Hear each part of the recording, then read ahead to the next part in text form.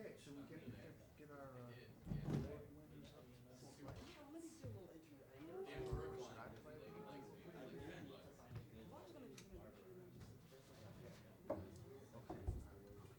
people. Right.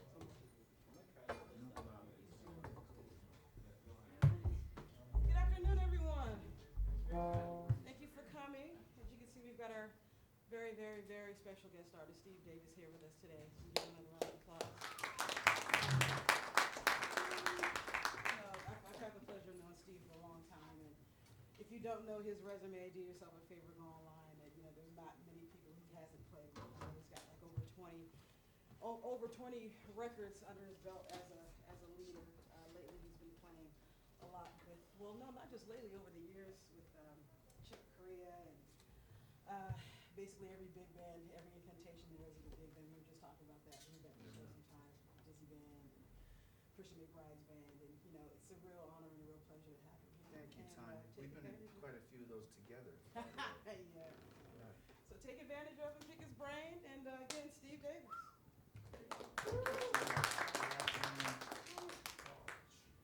Well, I drove up from Stamford, Connecticut, where I live, which is pretty close to New York. I lived in Hartford for many years and still teach at the Hart School, the Jackie McLean Institute of Jazz at the University of Hartford. And Jackie McLean is somebody everywhere I go, I have to mention his name because he was not only a great alto saxophonist and educator, but he was a real mentor for me and for many generations of jazz players. So, yeah, J Mac was a big, important mentor for me. I haven't had a chance to touch my horn, so you're going to hear unfiltered first notes. You're going to have to get used to doing that, right?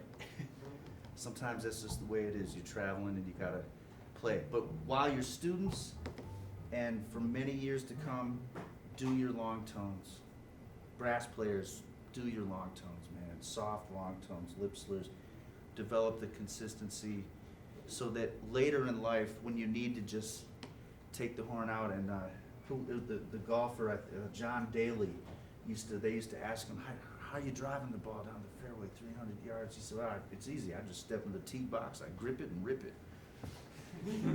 Kind of funny. But sometimes that's what you got to do. So, but if you have a foundation and good habits, and you can kind of activate whatever mechanism you need, sometimes better than others, but you learn to play music through all of it.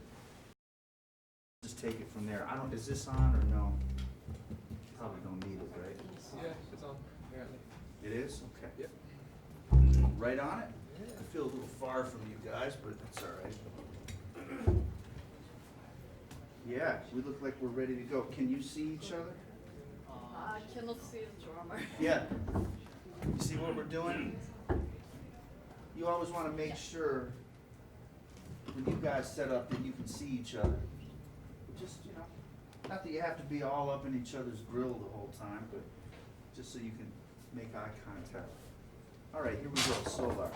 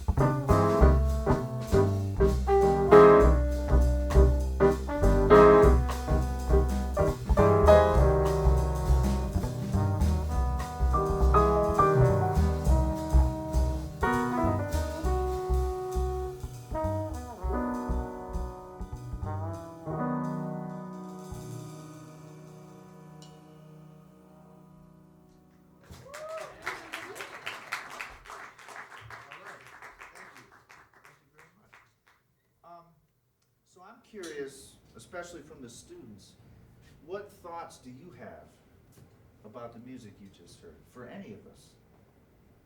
Any thoughts at all? We're here to discuss music, you know, so you're not gonna hurt anybody's feelings. You know, there's no ego in this, really. I mean, maybe a little. I guess everybody has to have a little ego and stand up and play in front of people. But, you know, just, what do you think? It could be good impressions, something you'd like to hear you didn't hear, for any of us. Anybody? Yeah. I thought there was pretty good communication. I thought a lot of that kind of resulted from the forward making, checking in that everyone can see each other kind of thing. Cool. Good. Thank you. Good. One in the positive column there. Yeah. Anybody else? Just an observation? That also came out when you guys were training. You know, I also like that you just traded with the drums, because it's very often that sometimes it's unclear, you know, if the piano plays as well. And Yes. it's rare these days that it happens that only the trombone trades with the drum, but that's cool. I like Okay, that. I'm glad. The communication between you and the drums really cool. The rhythmic ideas and stuff. All right, cool. That's a good observation. Sometimes I've noticed what you've noticed in recent years with maybe less experienced players or younger players, that we tend to fall into this formula, like, well, everybody has to have a solo on every tune, and everybody, you gotta go horn, horn, horn, piano, bass, you know, and, oh man, it's time to take the head out, or, you know, it's jazz music, it's improvised music, anything can happen, just like life. You know, there's an old adage, life is what happens while we're making plans. Think about that. So how do you deal with that, the unexpected? And I think the way, musically speaking, and probably in life too, is to be available in the moment. So you're not so headlong into your own stuff. You know, well, I really woodshedded all these licks, I woodshedded all this stuff I'm working on, man, I'm gonna come to the gig, I'm gonna deliver it, man, I'm gonna let it rip. Okay, it's good to have a reservoir to draw from and have it ready to some degree on your instrument, but then, is that really the goal? Is that music? Because then you get, in this case, 4 musicians, and I hope it didn't sound like this. I felt like we had a pretty good team effort going right off the bat, like a nice 4-way communication musically. But what I was saying, this is what you don't want, is four musicians who are like practicing on each other. Or like just playing their stuff simultaneously. Yeah, some of that can sound pretty good. But ultimately, not really. You guys know who the great pianist Larry Willis is or was? You ever hear of Larry Willis? Not so much? Yeah, I'm glad some of you know. Tanya and I were just talking about him. Larry Willis, Google him, YouTube him, listen to him. He was a great pianist. He was 76 years old. He just died a few weeks ago. Played with everybody, you name it. And he was such a good accompanist. He was a great soloist, great composer, arranger, great pianist. But his comping was almost unparalleled in my estimation. He was such a good comper. And the combination of his sound, he played with a big sound, and he'd lay it down, he'd instigate stuff, you know, he'd throw stuff at you like, whoa, what was that? But he was very sensitive also. And like at the end we hit that little B major over C, Yeah. right? And you caught it. Yeah. I loved it. Good job. Thank Yeah. You know, yeah, like that's what we do. We have fun with this stuff. Oh yeah, wait, what's happening there? Oh great, oh yeah, I got this. And sometimes you don't. That's okay. Like, that's how you get somewhere, you know? Yeah. Believe me, I know. I've been beat up many times, you know, by great piano players and great drummers, bassists, but Larry had a saying. He would say, Stevie, he'd say, this music's not about you, it's not about him, it's not about her, it's damn sure not about me, it's about it. And he'd point up, this music's about it. And until so-and-so, and then he'd be, maybe we had a dud in the band, you know, someone who was kind of in their own thing all night. And it was cool, but not so great. He'd say, until so-and-so understands this music's not about him, it's about it. It's about us resulting in it. Then he or she ain't gonna play nothing, you know. And so, you know, but Larry didn't dwell on that stuff, but the observation was very relevant. That if you're thinking about how can we sound, not how can I sound, how good can I sound? If you're coming at it from that, you're already at a disadvantage. You might not realize it, but if you come at it, hey, like I play trombone, but I love the trio. I'm a fan of the rhythm section. Guys, we're gonna hear you in a minute. It's a big deal. When I was coming up, I listened to Cedar Walton Trio records, Hank Jones Trio, Bill Evans Trio, Wynton Kelly Trio, Oscar Peterson Trio, Ahmad Jamal Trio. Are there any horns on those records? Nope. Any trombone? No. My first favorite record, Lee Morgan, The Sidewinder. Joe Henderson, Lee Morgan, help me out. Blue Note Records, The Sidewinder. You hip to that one? It's Joe Henderson, right, and Lee. Billy Higgins one? Billy Higgins. PC? No, No, it's not PC. not PC, no. Good Austin guess. Williams? No, a little bit, Bob Cranshaw. Very unsung bassist, and I guarantee you, if you pick 5 of your favorite Blue Note records, he's on at least 2 of them. Bob Cranshaw, Billy Higgins, and Barry Harris. Barry Harris is the pianist on that. He's still with us. He's still alive. And there's no trombone on that record. I didn't care. I just was, what's that? I asked my dad, you know. We were on Cape Cod for a week when I heard that. There was a station, it came in staticky over Cape Cod Bay, and my father had a little AM radio. I was sitting there in the evening, he's smoking a pipe, and I heard this kind of familiar sounding music, but I was about 14. But I hadn't really woken up to jazz yet, and I said, what's that? He said, oh, that's the Sidewinder, that's Lee Morgan. We have this at home. We do? You know, you've heard the albums, though, I'm talking about record albums, right? And so he said, oh, you like that, huh? I'll make you a list. And he made me a list. I was very lucky. And then I'm pulling out Art Blakey and the Jazz Messengers records, Horace Silver records, Miles Davis, Dexter Gordon, you know, Stan Getz, and I was in. It wasn't about the trombone, though. That's my point. I played trombone by then, but it was just about the music, the feel of jazz, like the feeling of jazz music. And I was like, man, I want to be a part of that. And I still do. 35, 36 years later, I still do. So I love the trombone, right? It's all right. I love this horn. I love it. I love brass players, but that's not number one. Number one, you're a human being every day of your life, I hope. Unless you're something else we don't know about.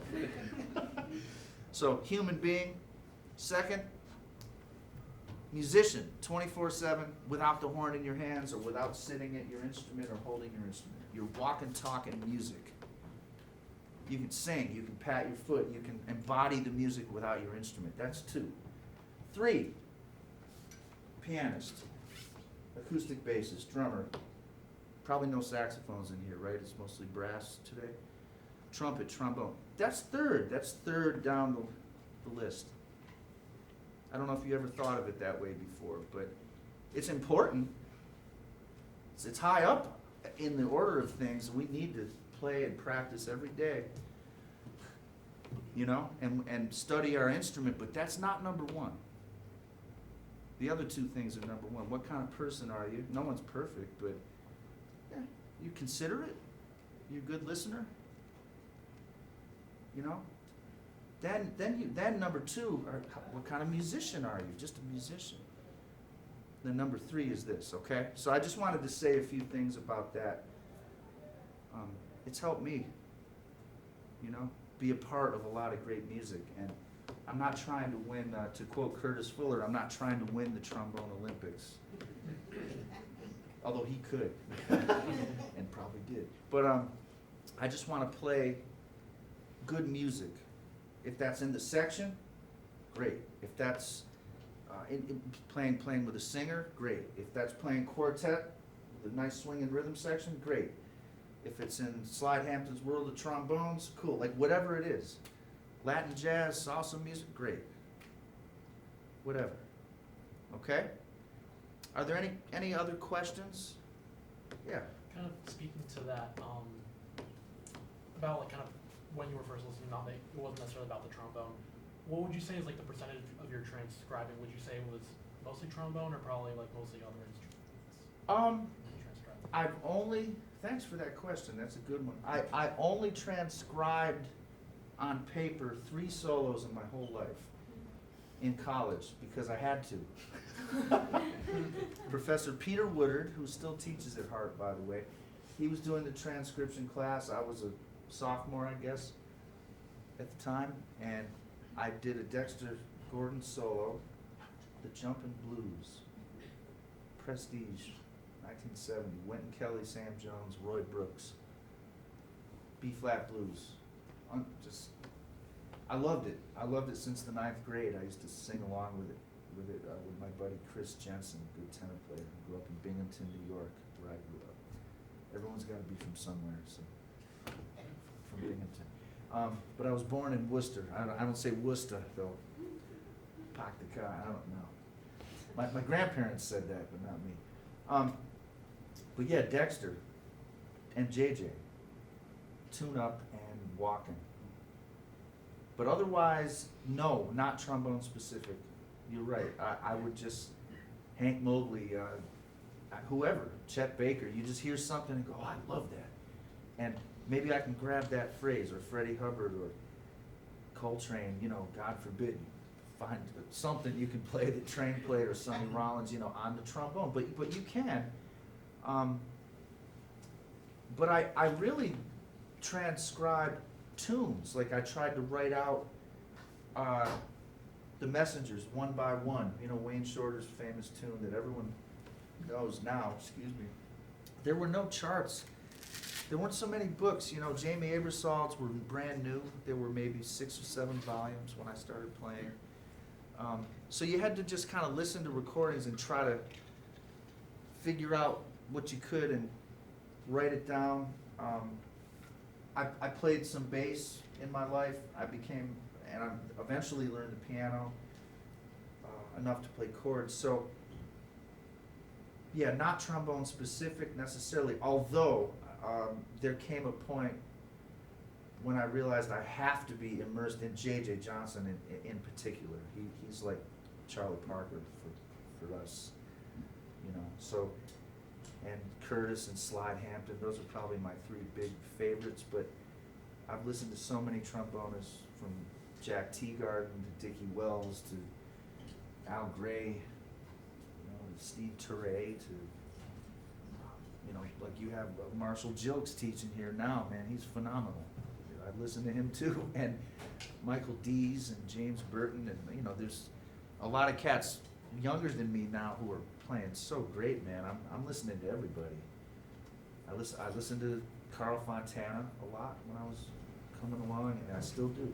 Rosalino, too many to name. But not limited to trombone, no. I'd rather find my own lyrical voice, and I try to single tongue as many notes as I can, just to be clear. But there's certain articulations I'm not so great at, so you learn how to kind of edit your playing, so you're not trying to overplay yourself. You know what I mean? So that whatever you play, you have control of it. Any other questions? Yeah. Do you ever get bothered by the technical limitations of the trombone, like not being able to do a lot of the stuff that say Yes. pottery? I have been bothered by that. Yes. Yeah. And it's not. I'm not upset with the instrument. I'm upset with me. That I wish I were better. I wish I could play more. I wish I were more dexterous on the horn. So yeah, I've had that, and then I just thought, well, what do you do about it? So you practice, you try to address your weaknesses, you try to, you know, get better at certain things, and then sometimes you're gonna hit a point. Just, you know, I mean, I'm not telling any of you to give up. Like, don't ever do that. Try as hard as you can to play whatever you need to play. But I think your concept starts to, your technical ability and your concept start to mold together, or start to meet into one, hopefully kind of happy place where this is what I do, you know? And I'm not like a double high F type of player. I've hit a couple in my life, you know. I've popped out a few E flats and E's, and I think a high F or two, and you know. But that's not where I live. There are a lot of great trombonists who do that, like in their sleep. Cool, man. I'm a fan. I'm like, yeah, man, do that again. You know, it's fun to listen to. It's just not me. You know, but I play pretty evenly from, say, high C, D flat, D, down to low B flat. I mean, there's an old saying between B flat and B flat. That's where you pay your rent. So anything higher, cool. Yeah, do it. But remember, it's a trombone. It's not a flugelhorn. It's not a trumpet. It's not a mellophone. It's not a French horn. It's a trombone. So you want your sound to speak evenly. At least I do. But there's so many different ways to play. There's no one way. But yeah, technique can get you down, but then I don't know, you start to hear maybe a little differently. That makes sense? Yeah. Anybody else? You guys want to do some playing? Sure. Come on up and join us, man. Let's give the cats a hand. And let's give the rhythm section a hand. Very good. One thing, I know we're going to kind of be focused on the brass players, but one thing I would say to you guys, you could dig in a little harder. Yeah, like it felt a little tiptoeish, you know, and which was cool. Like, that's nice because you're listening. I appreciate that. But the music has a certain power when there's sound coming off the bandstand. When I was 22 and 23 years old, I had the great privilege to play with Art Blakey and the Jazz Messengers. I was the last jazz messenger, as it turned out. Yeah, I had 9 months there. My first record date was Art Blakey's last. My first trip off the East Coast, anywhere, was as a jazz messenger. So I used to stand. My spot was, you're Art Blakey, and I'm standing here. And my first night in California in my life, Catalina's in Hollywood, and Freddie Hubbard's sitting right here. And I'm like, how did the kid from Binghamton get here? I have to try not to doo-doo myself, you know, like, you know.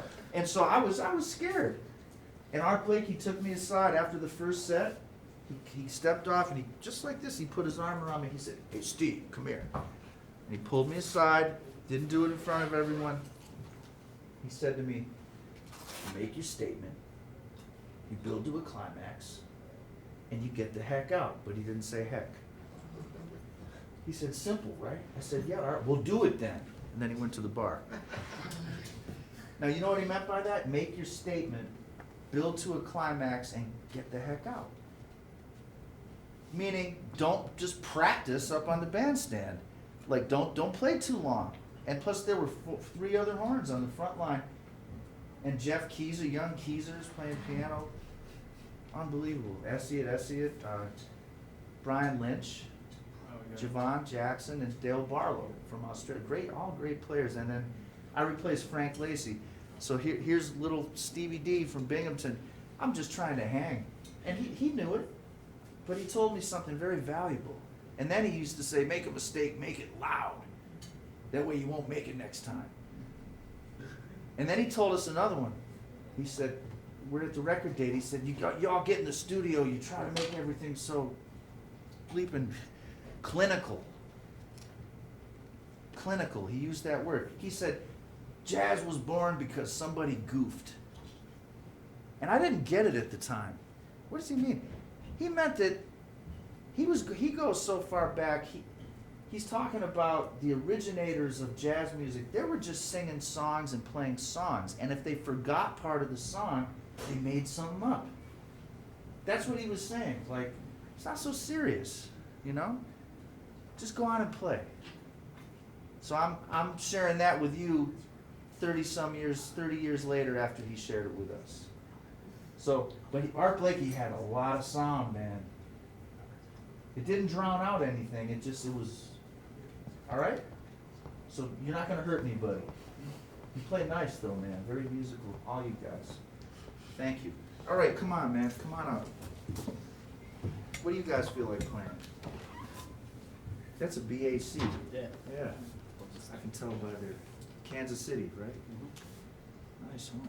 Thank you. Yeah. Come on in the middle here. Is this one on? Oh yeah, these are all on. Sure. Stella by Starlight? Yeah. I have an idea. It's a great call.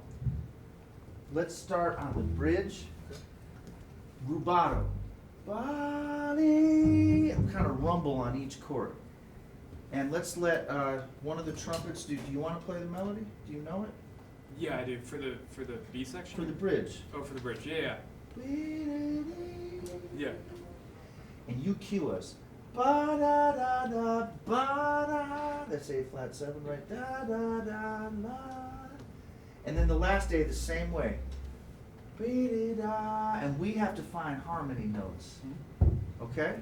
And we'll play kind of free. And then I'll bring us into the to the tune. All right? But then you guys take the solos. I'll play later. So try to lead us through. All right? Here we go.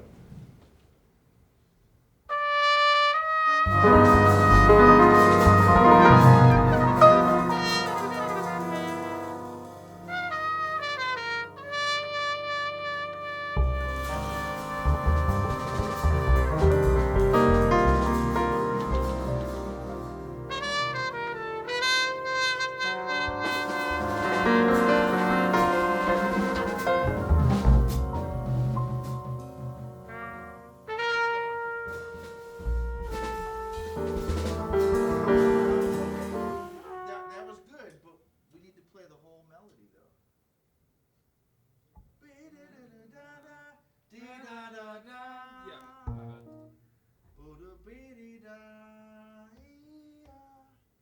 Sure. Try it again.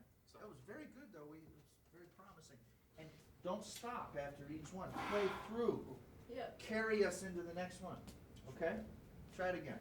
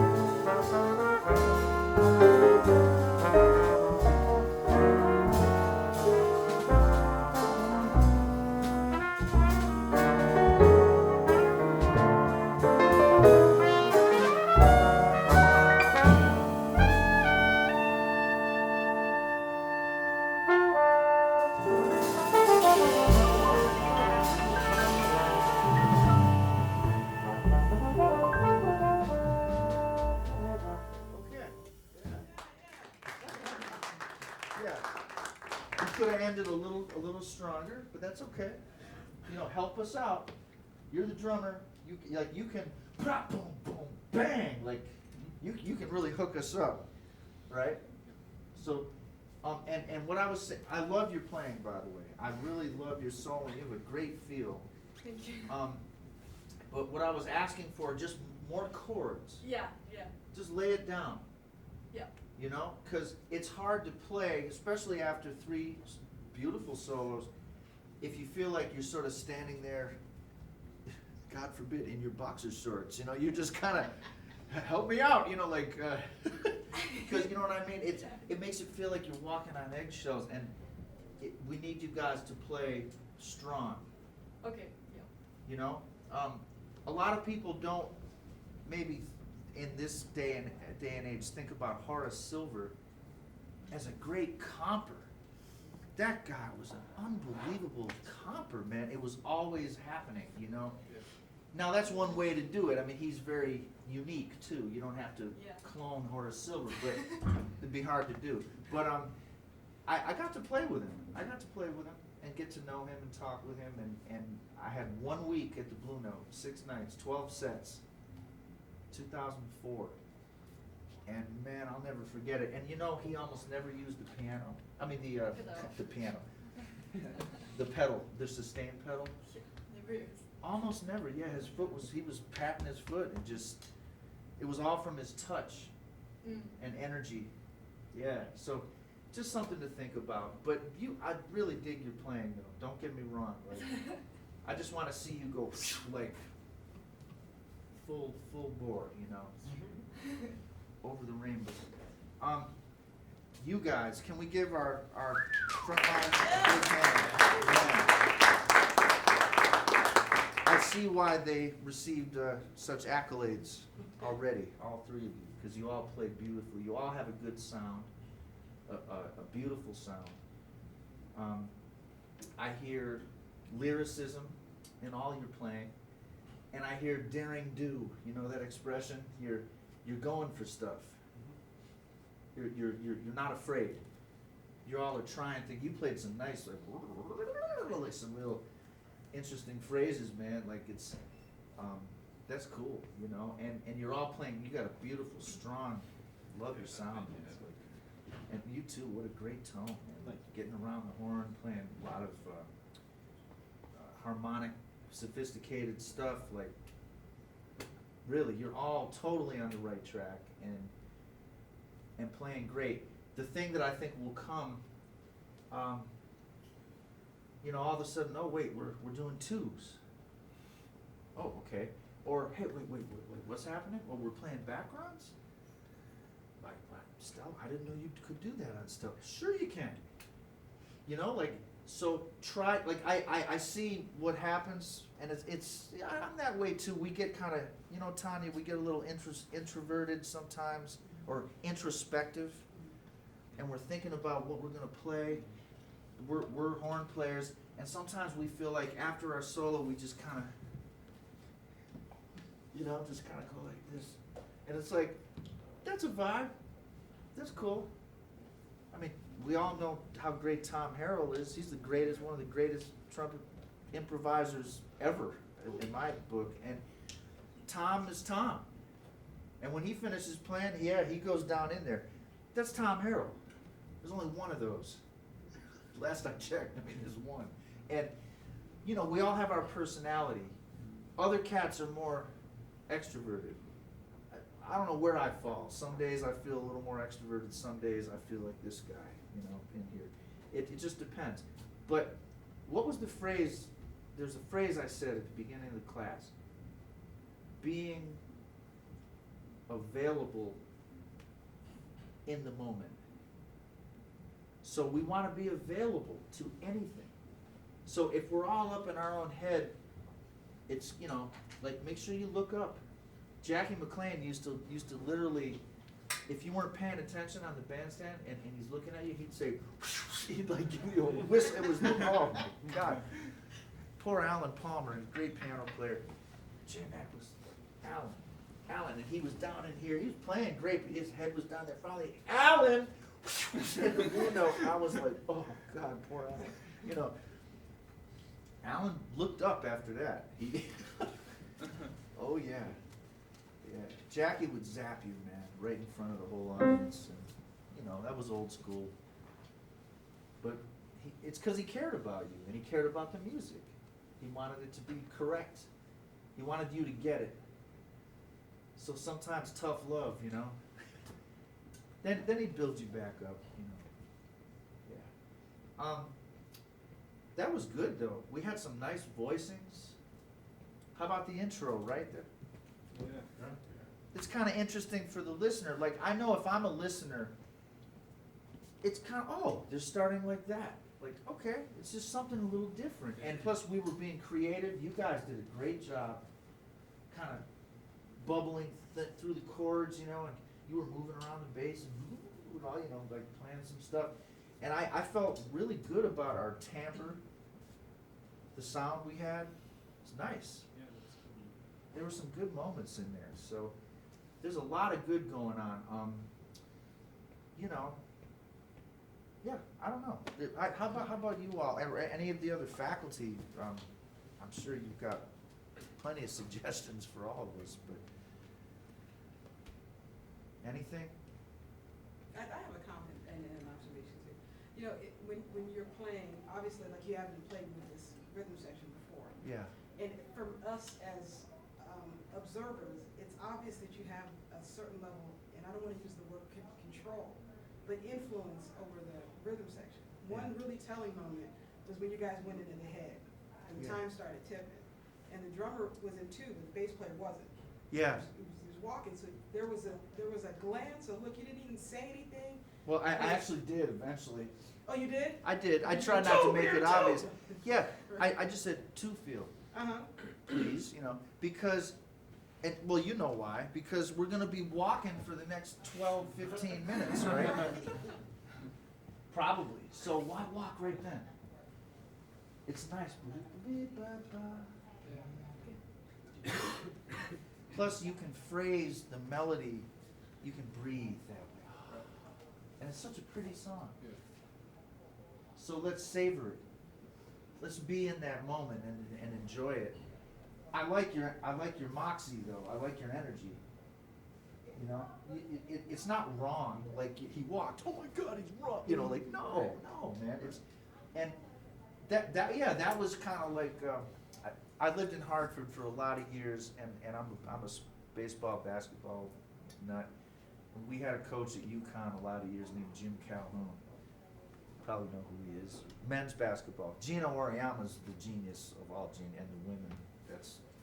That's ridiculous. But Jim Calhoun had a certain demeanor, and I used to see him at games, and he would just rip into some of his best players, man. If they just did something, it wasn't even noticeable to us, and they'd come out of the game, and you'd see him just.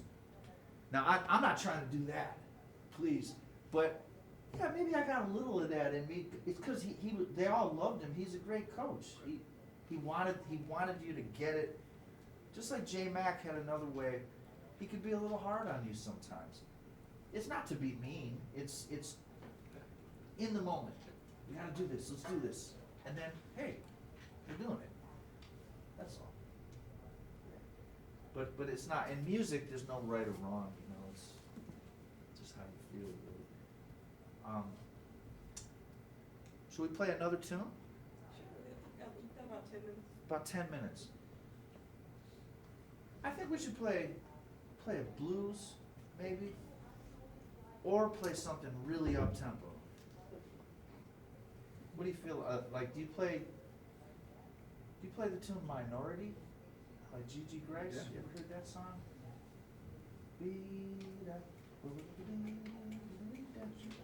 Or I don't know. Or do you feel like playing a blues? Maybe we should play a blues. Blues. Sometimes blues really tells a lot. Yeah.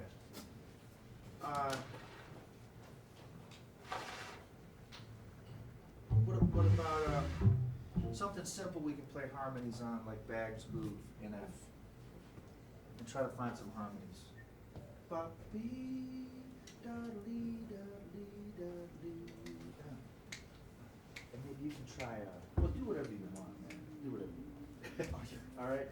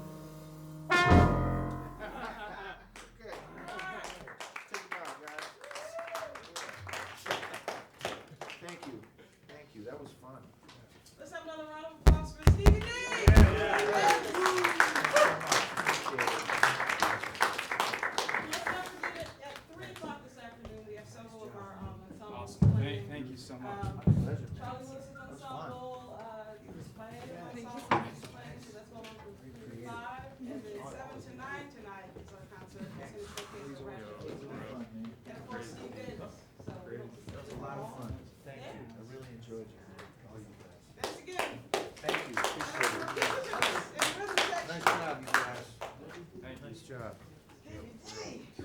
Killing.